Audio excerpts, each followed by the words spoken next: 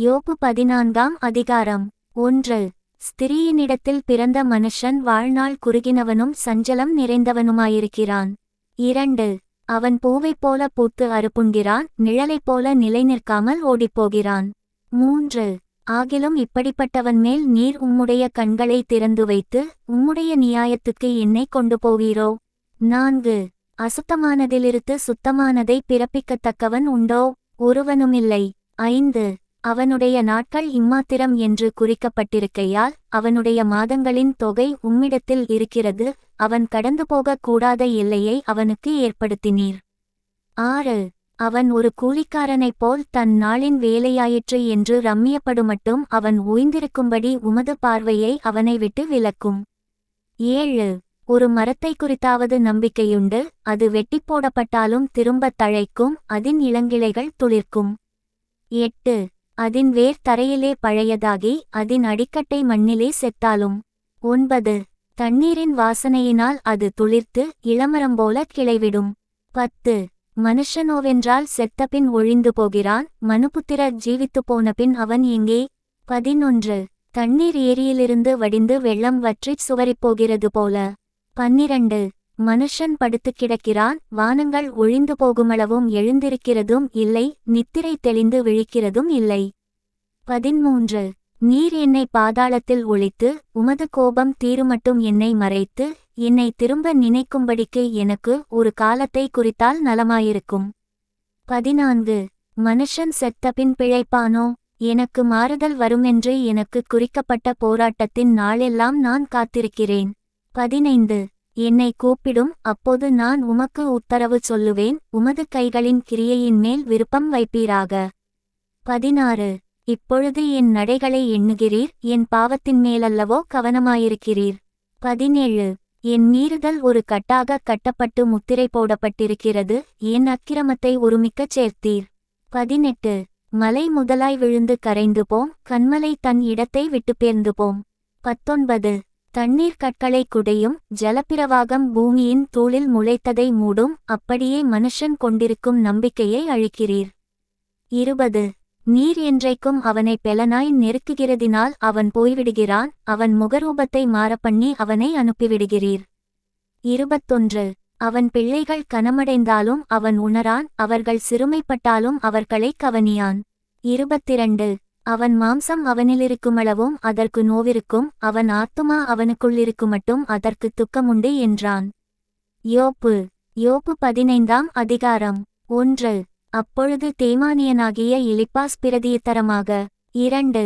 ஞானவான் காற்றைப் போன்ற நியாயங்களைச் சொல்லி தன் வயிற்றைக் கொண்டல் காற்றினால் நிரப்பி. 3. பிரயோஜனமில்லாத வார்த்தைகளாலும் உபயோகமில்லாத வசனங்களாலும் தர்க்கிக்கலாமோ? 4. நீர் பயபக்தியை வீணென்று சொல்லி தேவனுக்கு முன்பாக ஜெபத்தியானத்தை குறைய பண்ணுகிறீர். 5.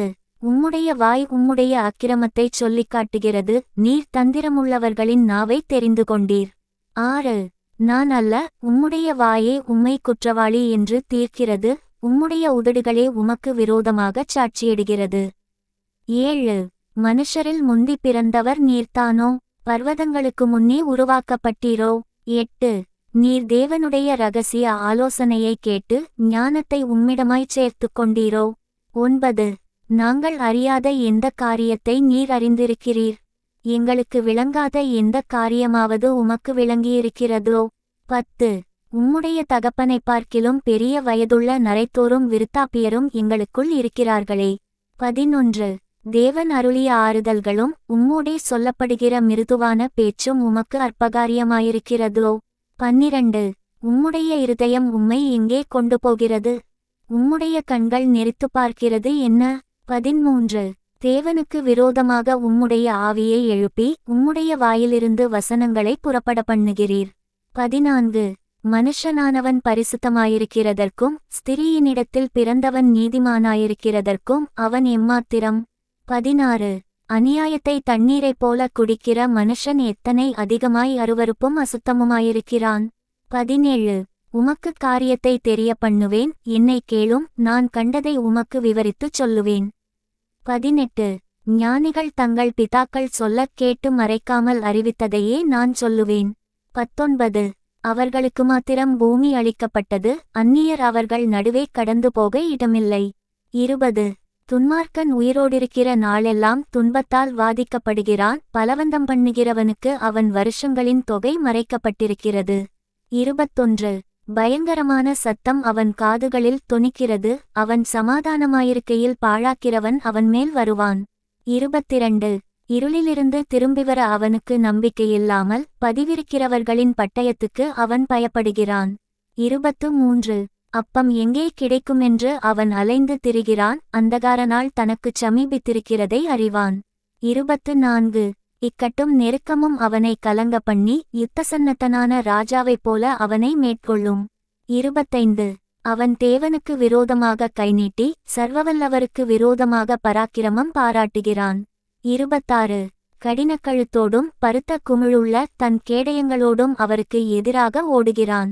27 அவன் முகத்தை கொழுப்பு மூடியிருக்கிறது, அடிவயிறு தொந்தி விட்டிருக்கிறது.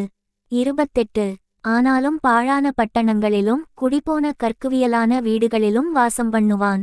29 அவன் ஐசுவரியவானாவதுமில்லை, அவன் ஆஸ்தி நிலைப்பதுமில்லை, அப்படிப்பட்டவர்களின் செல்வம் பூமியில் நீடித்திருப்பதில்லை. 30 இருளுக்கு அவன் தப்புவதில்லை, அக்கினி ஜுவாலை அவனுடைய கிளையை காய்ந்து போக பண்ணும், அவருடைய வாயின் சுவாசத்தால் அற்றுப்போவான். 31 வழிதப்பினவன் மாயையை நம்பானாக, நம்பினால் மாயையே அவன் பலனாயிருக்கும். 32 அது அவன் நாள் வருமுன்னே அவனுக்கு பூரணமாய் பலிக்கும், அவனுடைய கொப்பு பச்சை கொள்வதில்லை. 33 பிஞ்சுகள் உதிர்ந்து போகிற திராட்சச் செடியைப் போலவும் பூக்கள் உதிர்ந்து போகிற ஒலிவமரத்தைப் போலவும் அவன் இருப்பான். 34 மாயக்காரரின் கூட்டம் வெறுமையாய்ப் போம், பரிதானம் வாங்கினவர்களின் கூடாரங்களை அக்கினி பட்சிக்கும். 35 அப்படிப்பட்டவன் அநியாயத்தை கற்பந்தரித்து அக்கிரமத்தை பெறுகிறான், அவர்கள் கற்பம் மாயையை பிறப்பிக்கும் என்றான். யோபு 16ஆம் அதிகாரம். 1 அதற்கு யோபு பிரதியுத்தரமாக 2 இப்படிப்பட்ட அநேகம் காரியங்களை நான் கேட்டிருக்கிறேன், நீங்கள் எல்லாரும் அலட்டுண்டாக்குகிற தேற்றரவாளர். 3 காற்றைப் போன்ற வார்த்தைகளுக்கு முடிவிராதோ, இப்படி நீ உத்தரவு சொல்ல உனக்கு துணிவு உண்டானதென்ன? 4 உங்களைப் போல நானும் பேசக்கூடும், நான் இருக்கும் நிலைமையில் நீங்கள் இருந்தால் நான் உங்களுக்கு விரோதமாக வார்த்தைகளை கோர்த்து உங்களுக்கு எதிராக தலையை துலுக்கவும் கூடும். 5 ஆனாலும் நான் என் வாயினால் உங்களுக்கு திடன் சொல்லுவேன், என் உதடுகளின் அசைவு உங்கள் துக்கத்தை ஆற்றும். 6 நான் பேசினாலும் என் துக்கம் மாறாது, நான் பேசாமலிருந்தாலும் எனக்கு என்ன ஆறுதல்? 7 இப்போது அவர் என்னை இளைத்து போகச் செய்தார், என் கூட்டத்தையெல்லாம் பாழாக்கினீர். 8 நீர் என்னைச் சுருங்கிப்போக பண்ணினது அதற்குச் சாட்சி, என் மெலிவு என்னில் அத்தாட்சியாக நின்று என் முகத்துக்கு முன்பாக உத்தரவு சொல்லும். 9 என்னை பகைக்கிறவனுடைய கோபம் என்னை பீறுகிறது, என் பேரில் பற்கடிக்கிறான், என் சத்துரு கொடிய கண்ணினால் என்னை பார்க்கிறான். 10 எனக்கு விரோதமாக தங்கள் வாயை விரிவாய் திறந்தார்கள், நிந்தையாக என்னை கன்னத்தில் அடித்தார்கள், எனக்கு விரோதமாக ஏகமாய் கூட்டங்கூடினார்கள். 11 தேவன் என்னை அநியாயக்காரன் வசமாக ஒப்புவித்து துன்மார்க்கரின் கையில் என்னை அகப்பட பண்ணினார். 12 நான் சுகமாய் வாழ்ந்திருந்தேன், அவர் என்னை நெருக்கி என் பிடரியை பிடித்து என்னை நொறுக்கி என்னை தமக்கு இலக்காக நிறுத்தினார். 13 அவருடைய வில்லாளர் என்னைச் சூழ்ந்து கொண்டார்கள், என் ஈரலை தப்பவிடாமல் பிளந்தார், என் பிச்சை தரையில் ஊற்றிவிட்டார். 14 நொறுக்குதலின்மேல் நொறுக்குதலை என்மேல் வரப்பண்ணினார், பராக்கிரமசாலியைப் போல என்மேல் பாயந்தார். 15 நான் இரட்டுச்சேலையை தைத்து என் தோளின்மேல் போர்த்துக்கொண்டேன், என் மகிமையை புழுதியிலே போட்டுவிட்டேன். 16 அழுகிறதினால் என் முகம் அழுக்கடைந்தது, மரண இருள் என் கண்களின்மேல் உண்டாயிருக்கிறது. 17 என் கைகளிலே கொடுமையில்லாதிருக்கையிலும் என் ஜெபம் சுத்தமாயிருக்கையிலும் அப்படியாயிற்று. 18 பூமியே என் இரத்தத்தை மூடிப்போடாதே, என் அலறுதலுக்கு மறைவிடம் உண்டாகாதிருப்பதாக. 19 இப்போதும் இதோ என் சாட்சி பரலோகத்திலிருக்கிறது, எனக்குச் சாட்சி பகருகிறவர் உன்னதங்களில் இருக்கிறார். 20 என் சிநேகிதர் என்னை பரியாசம் பண்ணுகிறார்கள், என் கண் தேவனை நோக்கிக் கண்ணீர் சொரிகிறது. 21 ஒரு மனுபுத்திரன் தன் சிநேகிதனுக்காக வழக்காடுகிறது போல தேவனோடே மனுஷனுக்காக வழக்காடுகிறவர் ஒருவர் உண்டானால் நலமாயிருக்கும்.